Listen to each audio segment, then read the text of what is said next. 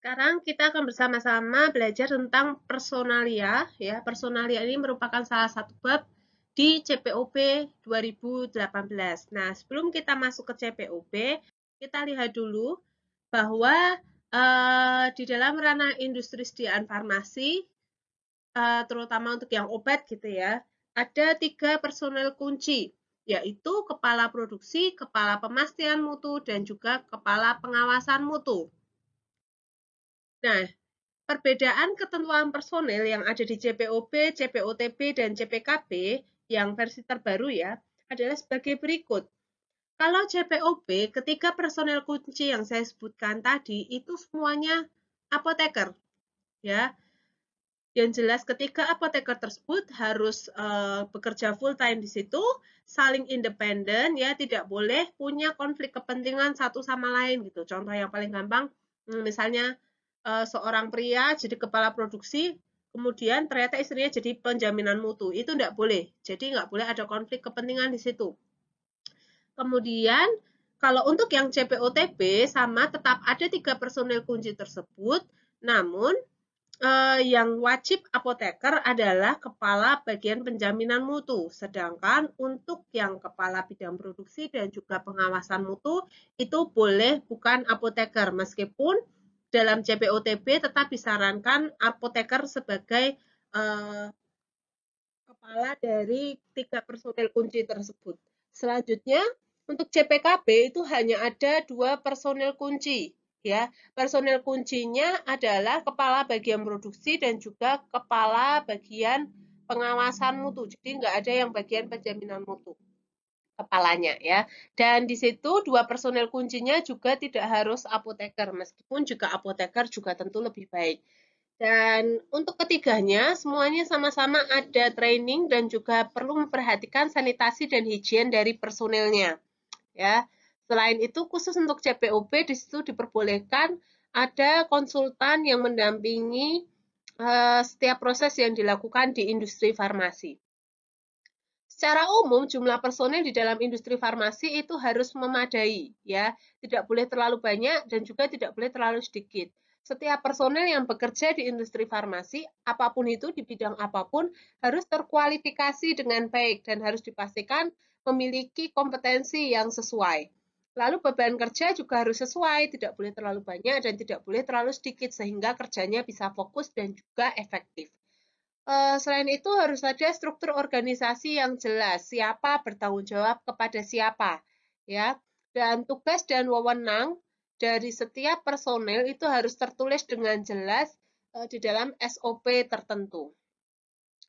Nah, kalian perlu melakukan aktivitas individual ya, bahwa kalian harus memahami dengan baik tanggung jawab masing-masing personel kunci. Itu bisa kalian baca di CPOP poin 2.6 bab 2 ya, poin 6 dan sampai bab 2.9.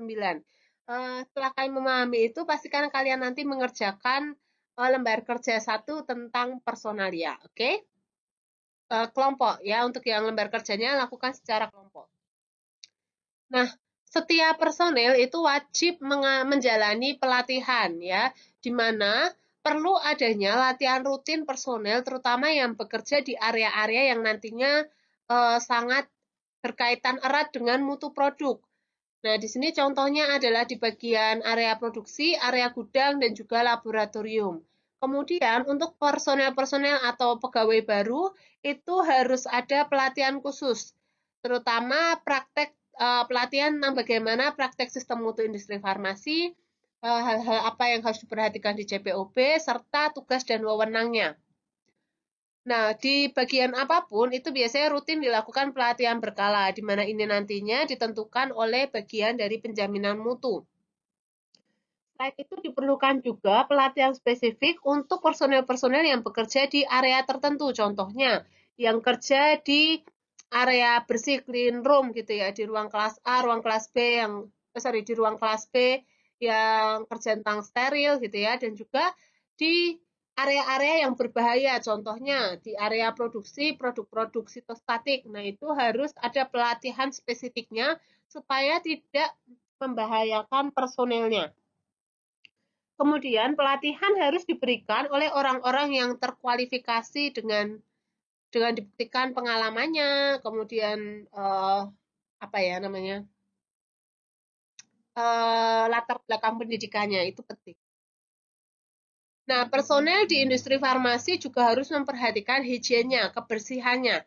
Harus ada prosedur khusus tentang praktik kesehatan dan juga higien personel yang harus dipahami dan dipatuhi.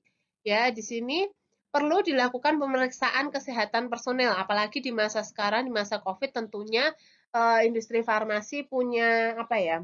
Punya protokol khusus orang-orang yang boleh masuk ke bagian produksi ya. Kemudian di bagian produksi, personel yang bekerja di ruang produksi itu tidak boleh memiliki luka terbuka. Jadi misalnya lecet, itu nggak boleh. Atau misalnya punya luka yang sedang bernanah, itu berarti personel tersebut nggak boleh masuk ke bagian produksi, serta tidak boleh dilakukan oleh orang-orang yang punya penyakit-penyakit menular. Hal ini lebih fokus kepada pencegahan terjadinya kontaminasi. Nah, personel juga harus mengenakan pakaian pelindung sesuai kelas ruangan. Jadi, dari kelas A, B, C, D itu ada pakaian dengan tipe yang beda-beda. Besok akan kita bahas di bagian bangunan, fasilitas, sarana prasarana. Kemudian, personel juga dilarang melakukan kegiatan yang tidak higienis di area yang dapat mempengaruhi mutu produk gitu ya. Di area produksi nggak boleh makan, di area produksi nggak boleh ngemil ya. Bahkan di laboratorium juga nggak boleh makan dan minum gitu. Kemudian kita harus menghindari sentuhan langsung kepada produknya gitu. Jadi nggak boleh tangan kita yang tanpa glove itu menyentuh sesuatu di situ. Menyentuh apa namanya tablet produk ruahan itu tidak boleh ya. Jadi harus dengan APD yang baik. Kemudian personel juga harus rajin melakukan cuci tangan. Terakhir untuk bagian personel ya, tadi saya sampaikan diperbolehkan adanya konsultan. Konsultan harus memiliki pendidikan yang bagus, latar belakang yang sesuai dengan bidang yang dia konsultasikan, yang di bidang di mana dia menjadi konsultan gitu ya. Kemudian harus sudah pernah melakukan berbagai pelatihan juga dan juga memiliki pengalaman yang baik. Nah, setiap proses konsultasi, aktivitas konsultasi yang dilakukan di industri farmasi itu harus didokumentasikan dengan baik. Sekian bahasan tentang personalia. Silahkan kalian melanjutkan ke aktivitas terkait pekerjaan lembar kerja 1. Gitu ya. Semangat!